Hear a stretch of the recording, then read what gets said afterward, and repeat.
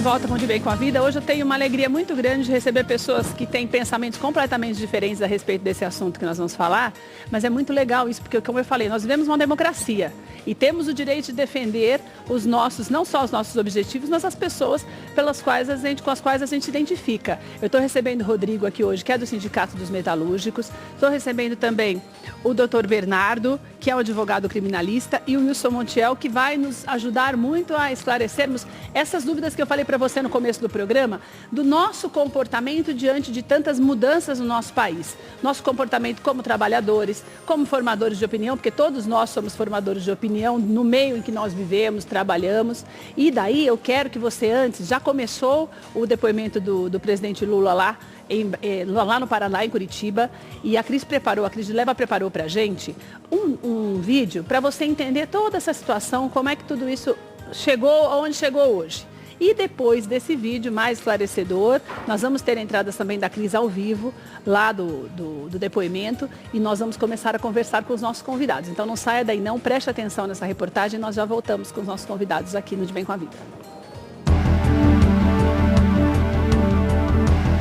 De cara com o inimigo, ou melhor, de frente com a justiça. O ex-presidente Luiz Inácio Lula da Silva fica frente a frente com o juiz federal Sérgio Moro.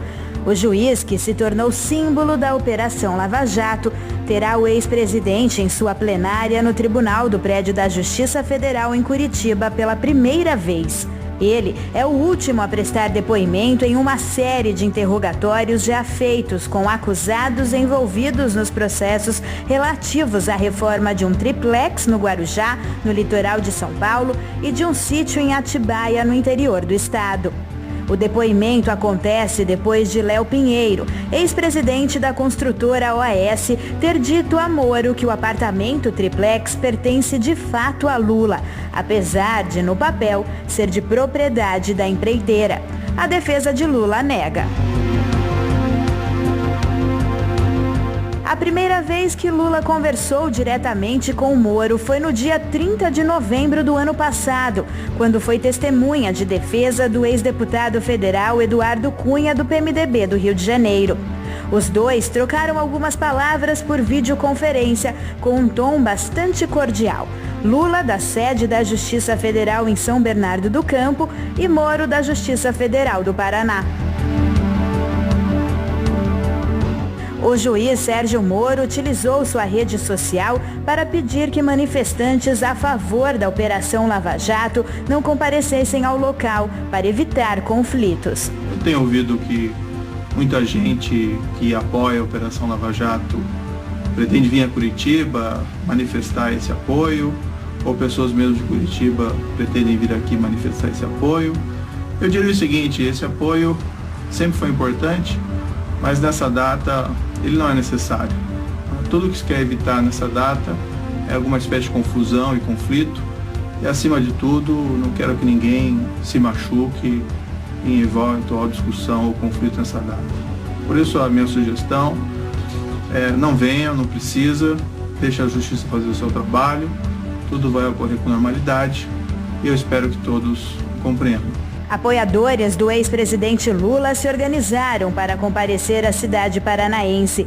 E nas redes sociais, grupos favoráveis à Operação Lava Jato também se organizavam para acompanhar o depoimento. A Secretaria de Segurança Pública do Paraná montou um esquema especial para evitar confrontos entre os manifestantes. Um bloqueio em um raio de 150 metros em torno do prédio prevê apenas a circulação de jornalistas e moradores da região. Olha, eu estou rindo aqui porque nós estamos assistindo e ao mesmo tempo falando aqui dos progressos que os metalúrgicos alcançaram. Eu tenho uma alegria muito grande de receber o Rodrigo aqui no Sindicato dos Metalúrgicos, porque ele é diretor do sindicato, e eu vou explicar para você porque a nossa alegria, a nossa honra de recebê-lo. Porque nós sabemos que no momento de tantas denúncias contra o presidente Lula, que é totalmente, a raiz do presidente Lula é a metalurgia, é claro que um sindicato como esse, que sempre foi muito forte e que, na verdade, determinou os rumos do trabalhador de classe média nesse país, é lógico que o sindicato está abalado, mas acontece que as pessoas não deixam de pensar muitas vezes como elas pensavam. E nós, diante de tantas denúncias, a gente muitas vezes, mesmo que sem querer, a gente cria preconceitos e pré-julgamentos, e isso faz com que a gente impeça as pessoas de expressarem a opinião delas, mesmo sendo diferente da nossa. E o que nós queremos é justamente isso nesse debate, é mostrar que tanto o Rodrigo, mesmo tendo uma opinião diferente, sei lá, do Wilson, tem o direito de defender o sindicato e até o presidente Lula, se assim for conveniente para ele. Rodrigo, obrigado por você estar com a gente. Doutor Bernardo também, obrigado por estar com a gente. Wilson, obrigado, eu vou começar com você. Porque eu acho que o brasileiro já começa a ser atingido, não é nem só pelas denúncias, mas principalmente pela avalanche de informações que você tem dificuldade. O brasileiro nunca foi muito bem informado, de ler demais, de ter essa preocupação. A gente costuma digerir o que a gente vê na TV e ouve pela rádio, que tem um alcance até maior do que a TV hoje nos confins aí do nosso país. E por conta disso, o que a gente percebe hoje é uma confusão de ideias que diretamente atinge o povo brasileiro no que diz respeito ao trabalho, ao comportamento da gente no trabalho e até no diz respeito a opiniões divergentes. Prova disso é o que acontece toda vez que tem uma greve geral, uma manifestação, que não é um debate, uma exposição de ideias, é quase uma guerra. Né? Realmente nós temos aí, ainda mais com o advento da WhatsApp, do Facebook, que revoluciona um pouco mais a comunicação do que o rádio, a TV. Então as pessoas elas colocam opiniões que não são destiladas por uma jornalista ou por uma edição que vai falar, não, isso aqui não dá, isso aqui está errado. E aí você vai ter de um país que é um país eclético, aquela palavra batida, mas bem isso, de raças, credos, cores, opiniões, sexualidade, de repente colocado maniqueísta, de um lado os esquerdas, os mortadela, né? Que a gente pode representar pela figura do Jean Willis, e do outro lado de direita aí os coxinhas, que a gente pode representar pela figura do Bolsonaro. Então, se você for ver os vídeos dessas figuras, não deles propriamente, mas daqueles que são os eleitores, são os empolgados no Face, no YouTube, é muito ostensivo. Eu estava tendo uma aula lá na FIA de ética, o professor estava dizendo que do movimento Manada, o quanto que movido por esse movimento coletivo, né, que às vezes até em torcida, um torcedor esquece que é um indivíduo e mata outro, porque sente participando de um coletivo, o Jean Willis não foi mobilizado a cuspir dentro do Senado sem querer, por exemplo. Falando, esses comportamentos, eles refletem no nosso dia a dia como trabalhadores? Você, com certeza você vai entender que aquilo, às vezes... econômica, essas coisas. Isso com certeza é uma questão fenomenológica, né? A gente passa por uma questão macroeconômica de crise no mundo desde 2008, no Brasil mais desde 2013, vem agravando a recessão. Certamente nós temos uma dificuldade maior aí em se tratando de economia. Agora, a psicologia vai olhar isso sobre esses dois aspectos. O primeiro deles é esse movimento manada, em que as pessoas são mobilizadas por uma... Não vai dar valsa. Não vai dar valsa, por um coletivo. Então, não é uma luta de classes sociais, patrão e funcionário, uma luta de direita e de esquerda. É uma luta de emoções, de pessoas ali, assim, uma coisa que sempre fez parte da identidade nacional, nas relações, nos clubes, nos bares, que aquele cara de direita e aquele cara de esquerda, os dois tomando cerveja junto, um zoando o outro e brincando, um corintiano e um palmeirense, um zoando o outro e brincando. Hoje não dá. Aquilo vai tomando, inclusive eu acho importante estar conversando com um telespectador aqui a respeito justamente disso, de que temos aí um político que é o Lula, né? Ele com certeza carrega uma identidade, muito da identidade de qualquer político no imaginário nacional, que é aquele cara que veio de baixo, subiu, batalhou e ganhou espaço, foi à presidência, né? Qualquer político quer declarar uma história equivalente a essa. E até na América Latina, na esquerda na América Latina, tanto que você tem ali ônibus indo de outros países da América Latina para lá. Veja, um julgamento de um político por uma autoridade E esse julgamento, na verdade, essa não é nem um julgamento de fato, por enquanto é só o depoimento, já mobiliza tanta gente. Então as pessoas elas têm que estar dispostas a olhar de uma maneira mais apaziguada, um pouco menos maniqueísta, para não, mobilizadas pela emoção, fazerem coisas no movimento manada, como a psicologia explica, que gera violência. Gera violência, que ela, se estivesse sozinha, não faria. Doutor Bernardo, como advogado criminalista, o que você espera desse depoimento de hoje? Olha, eu pediria licença para voltar um pouco no tempo, porque eu acho que a gente tem que falar sobre esse evento que está acontecendo no Brasil, que é o Lava Jato. Eu sou radicalmente a favor de se apurar responsabilidades. Eu parto do princípio, como advogado criminalista, que quem rouba tem que pagar, tem que ir para a prisão. Agora, me causa muita estranheza e me causa uma certa dúvida o que está acontecendo no Lava Jato. Nós temos um juiz que é ligado ao PSDB, que declara isso, que tira fotografia com políticos do PSDB, não julga o Fernando Henrique porque é amigo dele, que é esse Sérgio Moro, que para mim está sendo a maior decepção das decepções. Tá? Ontem eu quase caí da cadeira. Um promotor encarregado de fazer a acusação, o Sérgio Coisa, o que aconteceu? A filha dele é advogada da OS. Também. Quer dizer, como que você pode continuar dando credibilidade a esse movimento? Que até hoje eu não vi ninguém do PSDB, nós temos exemplos que escarneiam o sobrenatural, como Aécio Neves, está sendo processado sobre tudo e sobre todos. Não acontece nada. Mas, Rodrigo, essa não é a maneira como as pessoas têm visto, né?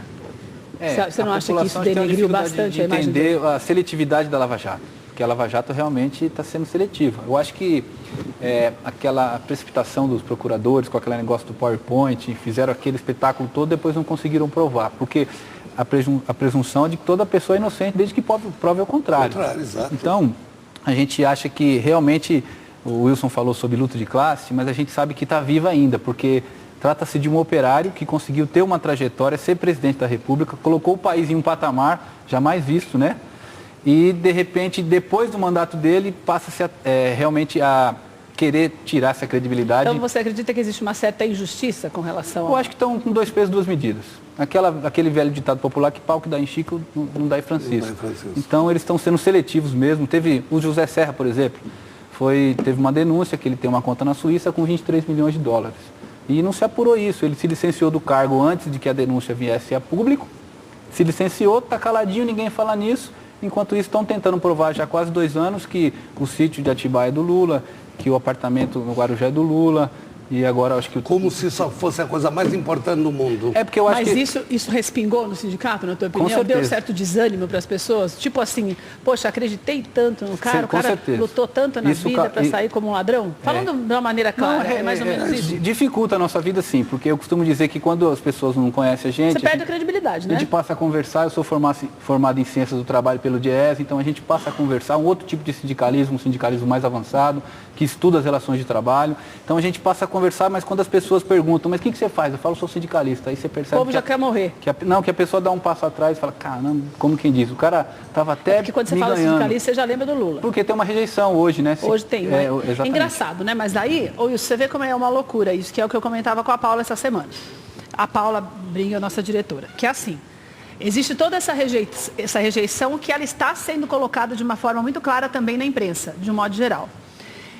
E semana passada eu vi uma pesquisa da Folha de que as intenções de voto pendem para o Lula em primeiro lugar numa possível eleição em 2018. Em todos os institutos o Lula está disparado. Então existe uma discrepância, né? Quer dizer, parece que as pessoas elas se perdem no meio das informações, né? Essa é a impressão que você tem como sindicalista? Porque como está generalizado, né? Porque você pega o Congresso Nacional, as declarações do Marcelo Odebrecht, do Emílio Odebrecht, dizendo que já fazem isso há 40 anos, e o Marcelo fala que não tem um político eleito que não tenha recebido dinheiro ou recebido dinheiro de Caixa 2 do partido. Ele pode não ter recebido, mas ele teve ajuda do partido de Caixa 2. Então, como eles assumem isso e falam que estão fazendo isso há muitos anos, isso meio que tira um pouco da credibilidade. E o que o cidadão, na minha avaliação, ele faz? No subconsciente dele, quando o Lula foi presidente, o país evoluiu, as pessoas tiveram mais acesso à educação, ao consumo.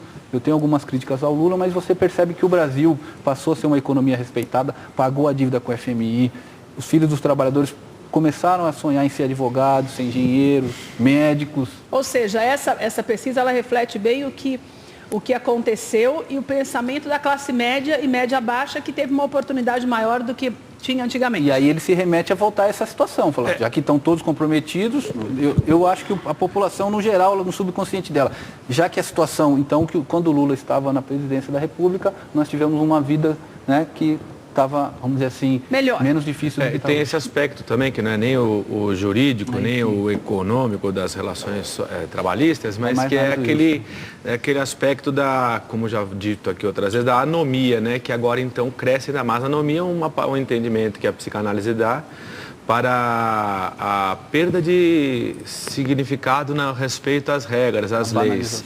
Né? Como assim, fulano rouba mais faz. Né? Então, você tem aquela coisa, né? E realmente a identidade, desde a época da independência do Brasil, a gente passa, o sistema, o Estado, ele é corrompido.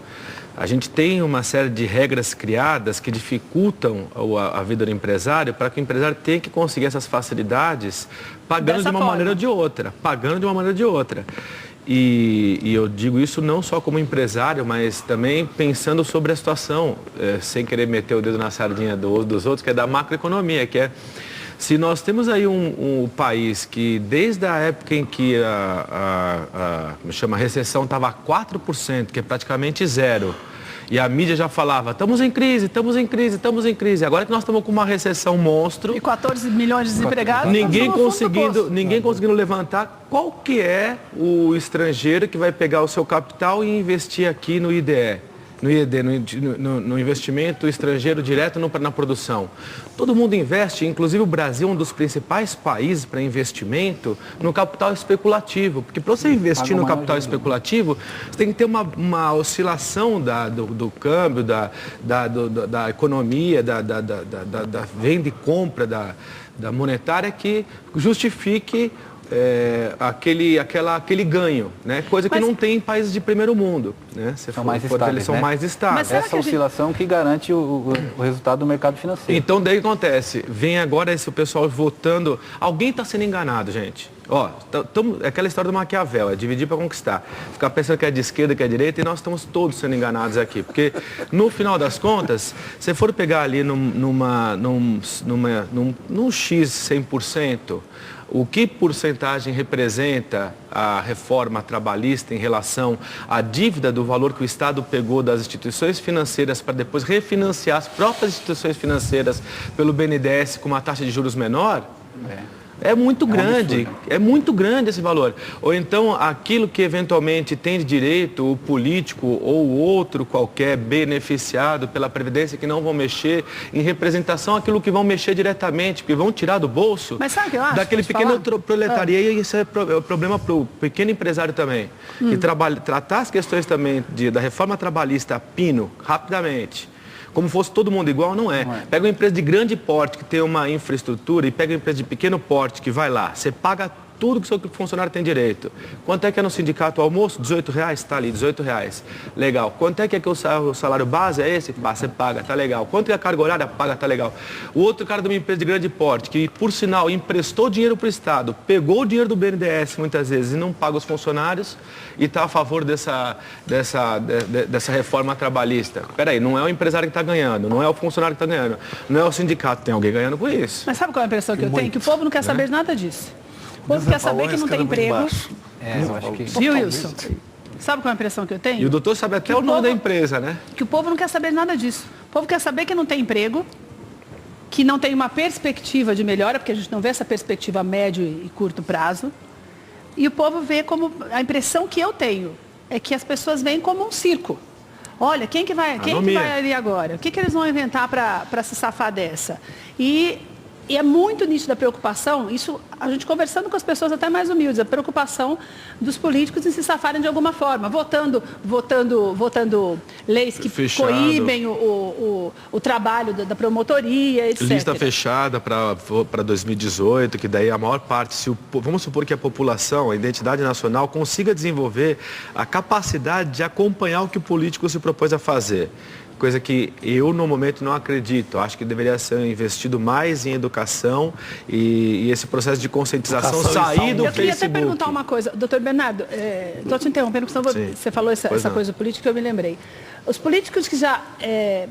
Por exemplo, no caso do presidente Lula, existe a especulação, mas na verdade aqui não tem nada no nome dele. Se ele tem alguma coisa errada, alguém vai pagar por isso, né, Rodrigo? Exatamente. Falando de uma maneira clara. Se ele fez errado ou não, ele fez tão bem feito que não chegou até ele agora, até ainda. Faz mais de 2 anos, já faz mais de 2 anos, né? Faz mais de 2 anos. Então vamos falar de quem já está ali mesmo, já se lascou, já que já está com o nome mesmo, já está... Essas pessoas, elas podem ser candidatas a alguma coisa no ano que vem? Olha, diz a lei que infelizmente o nosso Supremo revogou, de fato, um direito, a ficha limpa. Então, hoje qualquer um... Mas quem já está...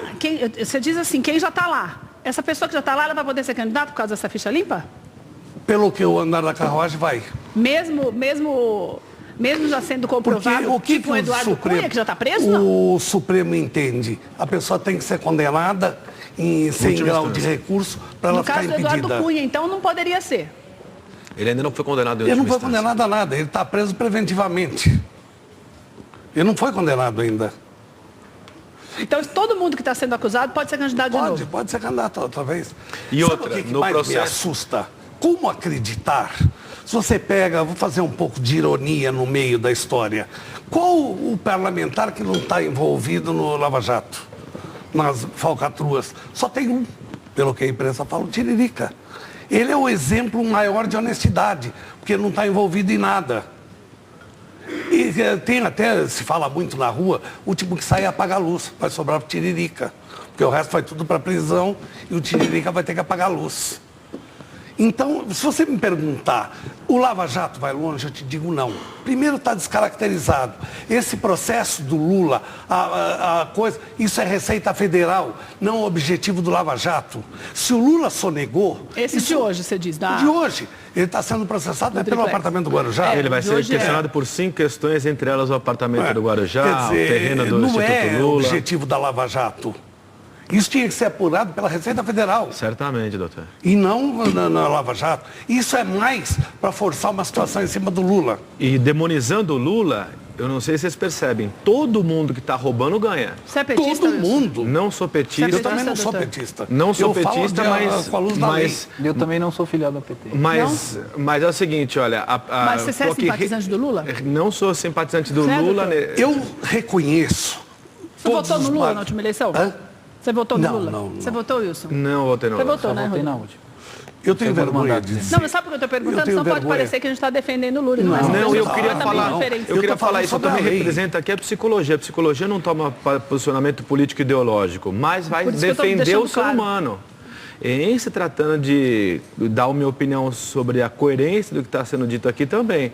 Realmente, pelo que os dois estão me colocando, eu concordo, existe 2 pesos, 2 medidas. No tempo que está falando sobre o PT e o Lula, e eventualmente como se está tratando com outros partidos e por exemplo, o Aécio, no caso. Eu pergunto, por que o Fernando Henrique não foi condenado até agora? Ele é réu confesso, pegaram o dinheiro, ele devolveu 100 milhões de dólares que ele roubou da Petrobras. Por que o Sérgio Moro não faz nada contra ele? Isso que me causa indagação. Rodrigo, isso vocês conseguem esclarecer? Vocês têm feito reuniões para tentar deixar o povo unido diante dessas denúncias? Sim, nós temos feito assembleias nas feito? portas de fábrica. A gente, você percebe cotidianamente, que houve uma debandada, nunca assim se ou não? discutiu tanto política quanto agora no Brasil. Totalmente. Só que tem aquela questão da pós-verdade, né? Das informações via redes sociais que precisa de ser depurado para a gente não cometer equívocos. Mas eu tenho um pensamento que eu divido com os meus amigos, de vez em quando o pessoal fala que eu sou meio maluco. Então você vai esperar. Espero. Guarda o seu pensamento que a Cris vai entrar ao vivo, a Cris está lá em Curitiba, acompanhando o depoimento do presidente Lula, e eu quero saber como é que está o clima aí. Cris, exatamente onde é que você está? Boa tarde. Boa tarde, Keila. Boa tarde a todos que nos acompanham pelo De Bem com a Vida, pela Rede Gospel. Boa tarde aos nossos especialistas da mesa do debate.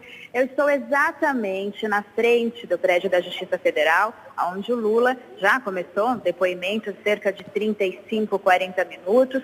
Ele chegou por aqui no prédio, era mais ou menos 10 para as 2 horas, era o horário previsto para o início, né, do depoimento. Aqui pertinho, nós estamos numa área, Keila, a 150 metros, que é totalmente protegida, só a imprensa e os moradores locais podem circular por aqui. Como vocês podem ver atrás de mim, muitos policiais, uma força armada muito grande. Vale lembrar, Keila, que essa força policial, essa preocupação com a segurança, hoje não está acontecendo nada no fórum, Keila. Ninguém pode entrar, nem a imprensa. Normalmente, a imprensa pode entrar, ficar numa sala separada, pode usufruir de alguma sala, de internet, enfim, hoje ninguém entra, muito menos aparelhos celulares puderam entrar por conta dessa segurança. Claro, nós estamos falando de um ex-presidente da República e, inclusive, assim, a 500 metros daqui, Keila, tem uma pequena manifestação a favor, apoiando o ex-presidente. Ele chegou, ele foi ovacionado por essa manifestação. Tem muita gente, Cris? Tem bastante gente, Keila. A 500 metros daqui não muito, mas no centro da cidade, onde tem um palanque, um palco montado, a gente vai mostrar à noite no Diário de Notícias, tem cerca de 20 mil pessoas. Foram mais de 200 ônibus que chegaram aqui. Num outro ponto da cidade aqui de Curitiba, Keila, no centro cívico, sim. Essas pessoas estão a favor do presidente Lula, para apoiá-lo. Isso, para apoiá-lo. E existe também o outro lado? Tem gente que também foi para protestar e tudo? Sim, sim. No centro cívico, que é do outro lado aqui da cidade de Curitiba, não muito longe, né, do centro da praça onde estão as pessoas a favor, né, do presidente Lula, tem um pequeno grupo. Esse pequeno grupo, eu conversei com algumas pessoas, com os líderes, né, do Movimento Brasil Livre, Curitiba contra a Corrupção. Eles vieram um fluxo que é contínuo. Eles chegam um grupo num horário, vão embora, eles voltam num outro horário, vai ser mais ou menos um revezamento, praticamente umas 200 pessoas, de acordo com aquele vídeo que o juiz Sérgio Moro publicou na rede social, né, de sábado para domingo, pedindo que ele sabe que muitas pessoas apoiam a Lava Jato, apoiam essas decisões, os depoimentos, enfim, os julgamentos, mas pedindo para terem calma, paciência, respeito, principalmente porque aqui, Keila, o movimento, né, do MST, a Frente dos Trabalhadores, do sindicato, eles vieram em peso. E realmente a preocupação do juiz Sérgio Moro era a segurança na cidade. Está tudo em paz, não tivemos nenhuma intercorrência até o momento. Aqui na frente do prédio da Justiça Federal, principalmente, né, como eu te falei, nós estamos numa área totalmente reservada para a imprensa. Todos os moradores cadastrados da região também, eles têm uma segurança maior. Tem a cavalaria no quarteirão de cima aqui do prédio da Polícia Militar. Então, assim, eu não sei se vocês estão conseguindo ouvir, helicóptero da polícia rodeia a cidade inteira, faz uma varredura das manifestações, mas nada, nenhuma intercorrência, nenhuma ocorrência policial até o momento. Está muito tranquilo. Nós vamos agora, né, provavelmente, essa audiência, esse depoimento deve durar entre 2 horas, 2 horas e meia. É isso que eu ia te perguntar. Tem uma previsão de término, Cris? Entre 2 horas, 2 horas e meia. Não tem previsão, Keila, porque assim, quando a gente já sabe que o ex-presidente, ele disse que vai se manifestar, ele vai se defender, ele tem o direito, né, claro, de não falar, de se manter calado, mas ele quer falar e se defender. Então, assim, ele pode ser perguntado tanto pelo Ministério Público, como pelos próprios advogados de defesa, ele pode ter esses questionamentos vindo da própria defesa e também do juiz. Então, isso depende da intercorrência, do direcionamento que o juiz Sérgio Moro vai dar a esse depoimento, que a gente sabe que foi negado. Lula entrou com pedido, a defesa de Lula entrou com pedido para que esse depoimento fosse gravado por uma equipe própria, não somente pelo vídeo. A gente vai logo mais na nossa programação, no nosso Diário de Notícias, nós vamos mostrar um trecho desse depoimento que a própria Defensoria Pública nos proporciona, mas não foi negado o vídeo particular da defesa do Lula, apenas o lado da Defensoria Pública. Então, esse depoimento está acontecendo, a gente vai ter acesso sim, mas não agora no momento. Nós temos que esperar toda a imprensa aqui fora reunida e logo mais provavelmente a gente volte com mais alguma informação. Mas de forma geral, Keila, tudo muito tranquilo, tudo muito pacífico. A gente vê sim realmente os dois lados, as duas frentes, mas muito pacífico. Cris, obrigada. Bom trabalho para você aí em Curitiba. Você ouviu as informações da nossa repórter Cris de Leva, que está ao vivo, acompanhando ao depoimento do presidente Lula lá em Curitiba, ao juiz Sérgio Moro e também aos advogados. E às 6 da tarde você tem todos os detalhes do término também desse depoimento, do possível término, aliás, com a Cris de Leva também direto de Curitiba e a Karen Crisóstomo aqui nos nossos estúdios. Sabe que... Keila, só mais uma afirmação. Às 18 horas vai acontecer uma coletiva de imprensa. Os advogados do ex-presidente Lula vão se reunir, vão nos dar uma coletiva para fazer um balanço do que foi esse depoimento, para esclarecer o que aconteceu durante toda essa tarde. E a gente traz essas informações para os nossos telespectadores. Tá certo, minha querida. Obrigada. Bom trabalho para você e para toda a equipe. Boa tarde. Você viu que legal, né? Eu gosto dessa coisa da paz. E por isso que eu falo, nós vivemos uma democracia. Todo mundo tem o direito de ter sua opinião. Desde que você não invada o espaço do outro e vire aquela bagunça como nós temos visto nos últimos embates. Eu queria que você contasse essa historinha agora. Então, eu falo para os meus amigos que quando um operário, primeiro que não acreditavam que o Lula poderia ter sucesso como presidente da República. Não, primeiro não acreditavam nem que ele fosse ser presidente da República. Exatamente. E quando eleito, ele vai falhar e nunca mais esses caras vão administrar o país. E aí, no final do segundo mandato dele, a principal revista de economia do mundo dá o Brasil como um dos principais mercados para investimento, as empresas do mundo inteiro querendo vir para o Brasil, e aquele aperto de mão do Obama, dizendo que o Lula era o cara, que era um dos políticos mais populares do mundo, eu falo com os meus amigos que naquele momento ele assinou a sentença dele dessa perseguição toda. Porque a elite percebeu que os caras deram certo, ainda estão sendo reconhecidos por um chefe de Estado de um país de primeiro mundo. Não, nós temos que boicotar esses caras aí. Então você ainda acredita que ele pode voltar a ser presidente? Seria um bom presidente numa outra oportunidade, tipo 2018? Eu acredito que sim. Eu acredito que sim. Primeiro, falar que nós somos contra a corrupção e defendemos que o Brasil deva ser passado a limpo. Certo. Totalmente. Várias gerações já sofreram por conta desse esquema que está se descobrindo de corrupção agora. Agora, a gente tem que avaliar como que o comportamento do presidente Lula, em que patamar ele colocou o país, e eu sou da seguinte opinião: quem deve tem que pagar, seja o Lula, seja o Serra, seja quem for, tem que pagar, se deve tem que pagar. Agora, a gente não pode ter dois pesos, duas medidas, né? Nós estamos num país, temos aí as futuras gerações que vão colher os frutos do que está sendo feito agora, e nós temos que ter realmente capacidade de entender o que está sendo feito, para que um trabalhador possa almejar novamente ser presidente desse país. E para que a gente aprenda a votar. Exatamente. Eu vou começar a encerrar. Só licença por uma coisa. Pedir para que você já comece a fazer suas considerações finais. Eu agradeço a Deus, que esse era meu grande medo, haver um confronto, haver alguma coisa grave. Eu também achei que fosse ser mais pesado. Graças a Deus, as notícias me deixaram feliz. Segundo, eu quero deixar bem claro, eu não sou petista, muito pelo contrário, mas pela minha formação jurídica, é inaceitável dois que participaram da mesma coisa, um ser dado como herói e o outro ser dado como ladrão. Não está sendo observado a lei. Lamentavelmente, o nosso Lava Jato está sendo burlado a lei. O direito de igualdade, o direito de defesa não está sendo observado. E terceiro lugar, Keila, eu não acredito que o Lava Jato vai muito à frente, porque os políticos já estão preparados. O Congresso Nacional já quase votaram o fim do Lava Jato, dissolvendo. E olha, o Congresso Nacional todo está interessado. Não por um bem ideológico, mas por poder salvar a própria pele. Isso é uma pena. E manter o sistema vigente, como umas considerações finais aqui, né?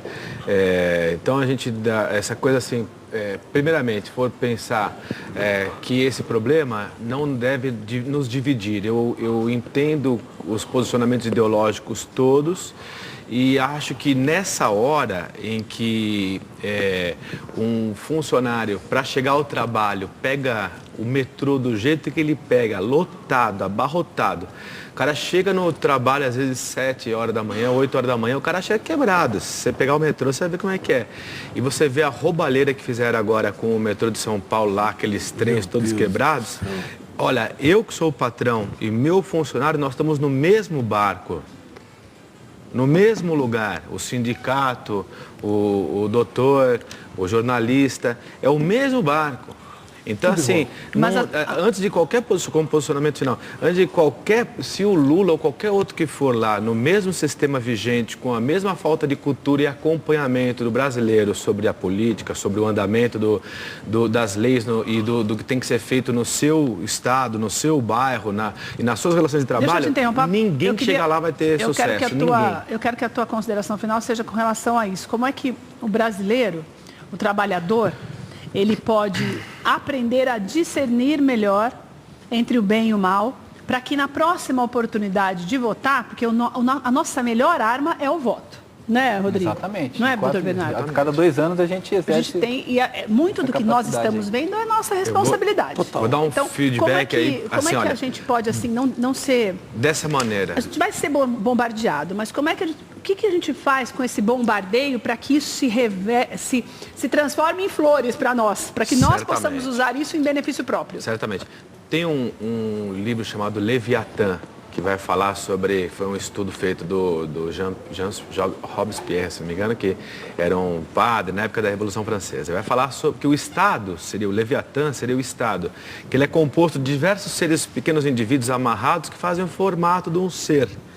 Então temos que acreditar que esse Estado que nós temos é o Estado que nós merecemos. Se de alguma maneira os políticos estão aí fazendo o que estão fazendo, a responsabilidade é do eleitor que não sabe suas próprias necessidades.